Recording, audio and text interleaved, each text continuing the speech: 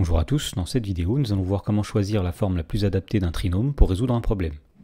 Dans l'exemple, on nous dit soit f, la fonction définie sur grand R par f de x est égale à 4x² plus 8x plus 3, et dans la première question, on demande de déterminer la forme canonique de f. Alors, on rappelle que si on a un trinôme f, eh bien, on peut toujours écrire f de x sous la forme a facteur de x moins alpha au carré plus bêta, c'est ce qu'on appelle la forme canonique de f.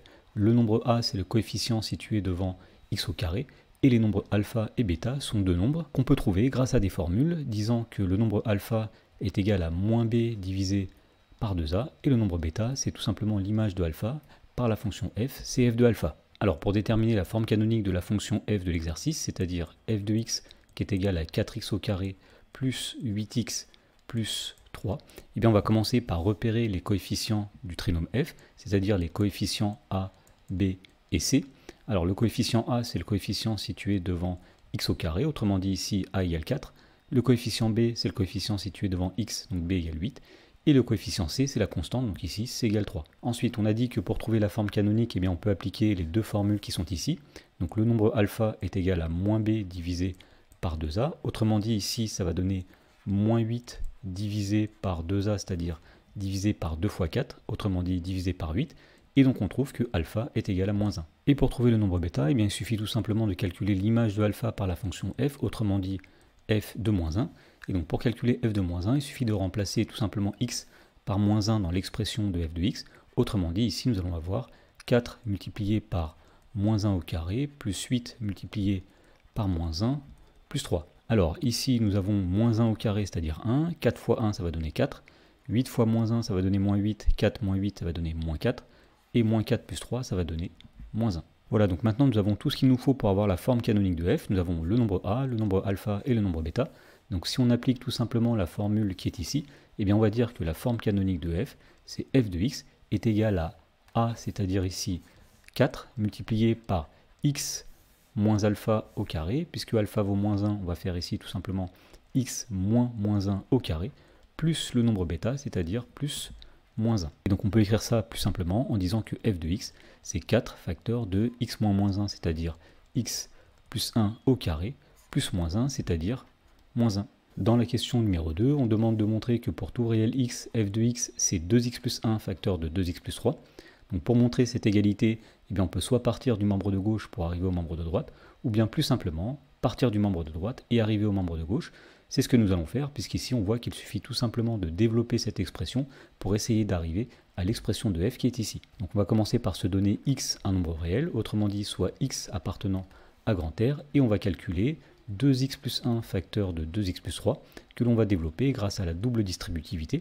Donc on va faire tout d'abord 2x fois 2x, c'est-à-dire 4x au carré. Ensuite nous faisons 2x fois plus 3, c'est-à-dire plus 6x. Ensuite on fait 1 fois 2x, c'est-à-dire plus 2x, et enfin on fait 1 fois 3, c'est-à-dire plus 3.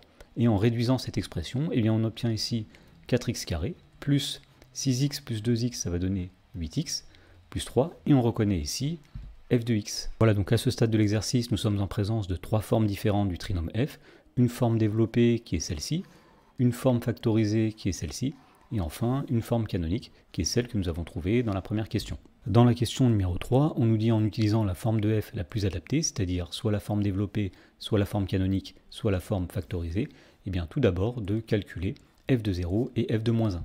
Alors pour calculer f de 0, eh bien on voit qu'il suffit d'utiliser la forme développée, puisque dans ce cas-là, le premier et le deuxième terme vont disparaître directement. Autrement dit, f de 0 c'est 4 fois 0 au carré, plus 8 fois 0 plus 3, donc 4 fois 0 au carré, 0, plus 8 fois 0, 0, il reste tout simplement ici 3. Ensuite, pour calculer f de moins 1, eh bien, on voit que le plus simple va être d'utiliser la forme canonique, puisque si on remplace x par moins 1, eh bien ici nous allons avoir moins 1 plus 1 qui va faire 0. Autrement dit, f de moins 1, c'est 4 facteurs de moins 1 plus 1 au carré moins 1, donc moins 1 plus 1, 0, au carré 0, fois 4, 0, et il reste tout simplement ici moins 1.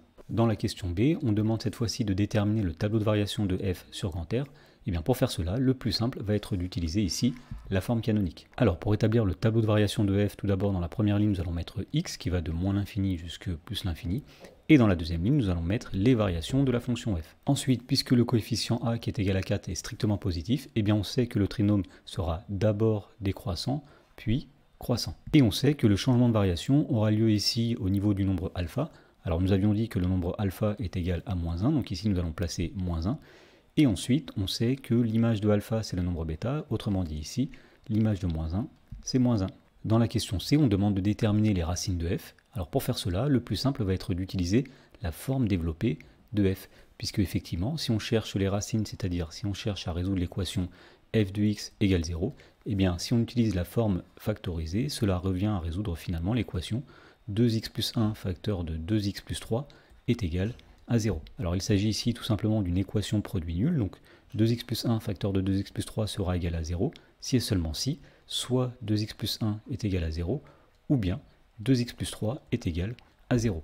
Alors ceci est équivalent, donc la première équation ici va être résolue en faisant passer le plus 1 de l'autre côté et en divisant par 2.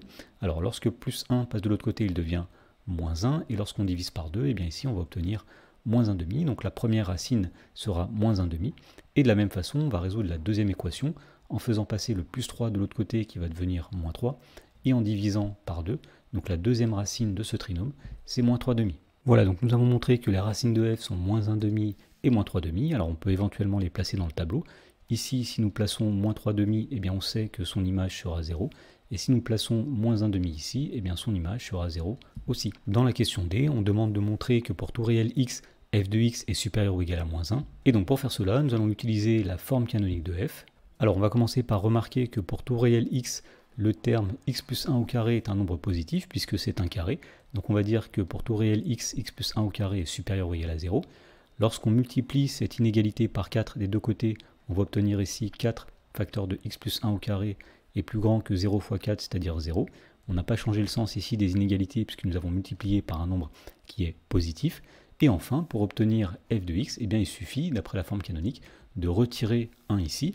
Donc nous allons faire moins 1 des deux côtés. Autrement dit, à gauche, nous avons 4 facteurs de x plus 1 au carré moins 1 qui va être plus grand que moins 1. Autrement dit, ce qu'on a démontré ici, c'est que pour tout réel x, f de x, qui est à gauche ici, est supérieur ou égal à moins 1.